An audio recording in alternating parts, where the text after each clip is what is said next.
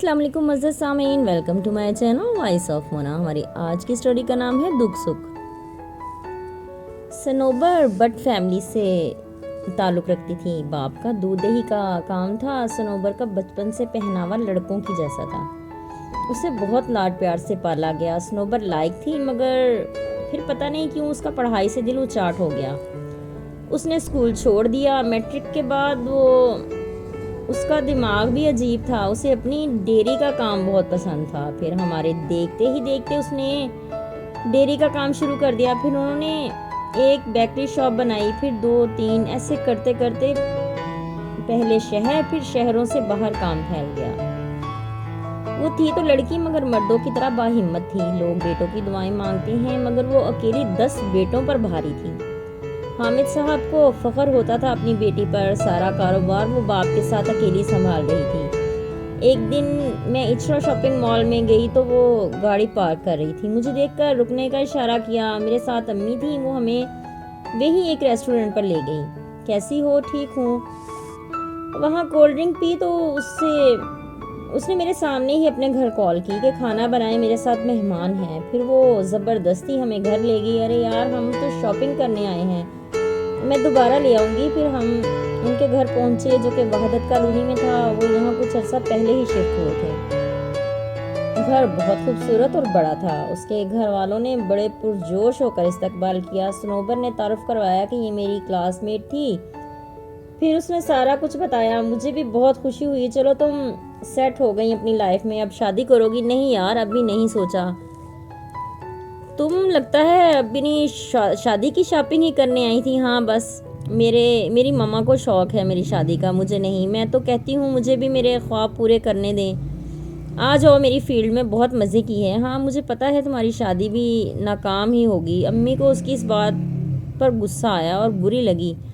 हाँ सनोबर, तुम सच बोल रही हो। पर उन्होंने बहुत पुरतकल्लुफ़ दावत का एहतमाम किया। खाना बहुत मज़े का था। सनोबर मेरी बेस्ट फ्रेंड थी, मगर स्कूल ख़त्म होने के बाद हम दोबारा कभी भी नहीं मिले। वक्त गुजर गया। आज अचानक मिले तो वो खुश थी। तुम राब्ते में रहना। अच्छा ठीक है। फिर वो हमें वापस बाज़ार में ही छोड़कर शॉपिंग करने के लिए चली गई। घर आए तो मेरा दिल चाह रहा था कि मैं भी उसी की तरह आगे बढ़ूं, पर शायद किस्मत में नहीं लिखा था। तकलीफ़ें लिखी थी जो सही नहीं थी। फिर शादी हो गई और एक बेटी के बाद डिवोर्स। मैंने अम्मी से कहा सनोबर की बात सच हो गई। एक बेटी थी और उसके मुस्तकबिल का भी मुझे ही सोचना था। फिर मैंने सनोबर को कॉल की तो उसने भी मुझे घर आने का बोला। मैं और अम्मी और रिया के साथ हम लोग वहाँ गए। वो रिया को देखकर बहुत खुश हुई। फिर उसने मुझे जॉब दे दी। वो मेरा और रिया का बहुत ख्याल रखती। मैं जल्दी ही एडजस्ट कर गई। काम आसान ही था। सनोबर बहुत मुखलिस और हमदर्द थी, अच्छे बुरे वक्त में साथ देने वाली। रिया से वो बहुत मोहब्बत करती। काश कि मैंने पहले तुम्हारी बात मान ली होती। तुम्हें इसको भी तो आना था। वो रिया को गोद में उठाकर बोली। हाँ, नसीब की बात है। फिर अम्मी की अचानक डेथ हो गई। मैं और वो अकेले ही रहने लगे। इस दुख की घड़ी में सनोबर की पूरी फैमिली ने मेरा साथ दिया। एक दिन मुझे घर से निकलते हुए एक गाड़ी मेरी गाड़ी से टकराई। मैंने उतर कर देखा तो वो बाहर ही देख रहा था, नजर नहीं आता। खड़ी गाड़ी में गाड़ी मार दी। मैं रिया के लिए कुछ लेने के लिए उधर आई थी। जी जी। उसके बाल घुंघराले थे और मुंह पर बिखरे हुए थे। ये बकरे की तरह मिनमिना क्यों रहे हो? बाल थोड़े कम करवा लो तो आंखों को देखने की भी आसानी हो। वो फिर गाड़ी से उतर आया। उसी का नुकसान हुआ था। वो बुलाया सा था, पागल सा लग रहा था। बिखरे बाल, कपड़े सलवटों भरे। लगता है अभी नींद में हो। जी जी नहीं। अरे भाई, दिमाग हाजिर है। शायद वो ज़हनी तौर पर परेशान था। शक्लो सूरत तो अच्छी थी। सॉरी मैडम, मुझे पता नहीं चला। सही हो गया, मेरी छोटी सी बच्ची गाड़ी में थी, अगर मुझे लग जाती। Sorry sorry. वो आगे गाड़ी में आकर देखने लगा। रिया उसे देखकर हंस दी। वो भी उसे देखने लगा। फिर रिया के सर पर हाथ से सहलाया तो वो और खुश हो गई। मैं इसको उठा लूं 1 मिनट के लिए? फिर मेरी इजाज़त से पहले ही वो उसे उठा चुका था। वो उसे प्यार कर रहा था। वो भी खिलाफे मामूल खुश हो रही थी। वो किसी के पास नहीं जाती थी। आपका नाम रुहेल मिर्ज़ा? अच्छा अच्छा, मतलब आधे दिमाग वाले। आप जो मर्जी बोल लें, मुझे जॉब पर जाना है मिस्टर। इसे रखें। उसने रिया को जैसे ही उसकी कार्ट पर रखा वो जोर जोर से रोने लगी। फिर उठाया तो खामोश हो गई। ये क्या नई मुसीबत है। फिर वो रिया को लेकर चल दी। वो सारे रास्ते रोती आई। सनोबर को बताया तो वो हंस दी। इसका रूहानी रिश्ता होगा उस बकरे के साथ। फिर रोहेल का नाम उस दिन से बकरा हो गया। वो हमारे पीछे आया था। एक दिन मुझे जरा देर हो गई तो डोर बेल बजी।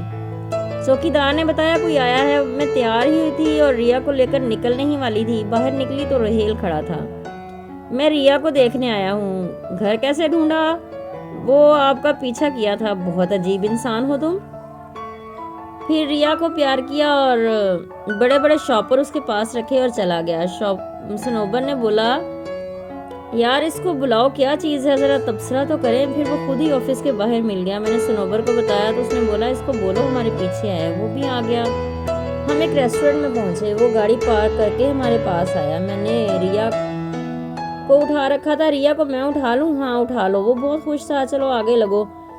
सनोबर ने मेरे कान में बोला इसको रिया की आया ही बना लो, बहुत शौक है इसे बच्चों को खिलाने का। फिर सनोबर ने खाना मंगवाया। मेन्यू उसे दिया कि जो दिल करता है मंगवा लो, नहीं आप जो मंगवाएंगे मैं भी वही खा लूँगा। वो मुसलसल रिया के साथ लगा था। खाना खाने के बाद सनोबर ने पूछा मिस्टर रोहेल क्या कहानी है आपकी।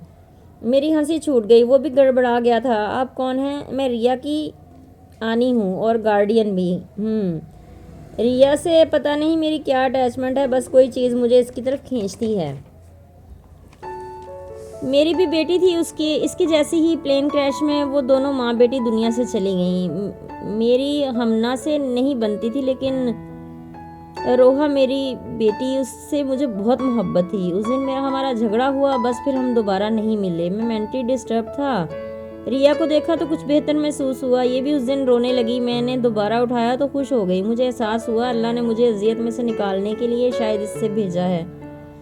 सनोबर और मैं मुकम्मल खामोश थे। फिर सनोबर ने बोला तुम ये बकरे क्यों बने हुए हो भाई, बाल कटवाओ, अपना हुलिया सही करो। जाने वाले चले गए, वो तो वापस नहीं आएंगे।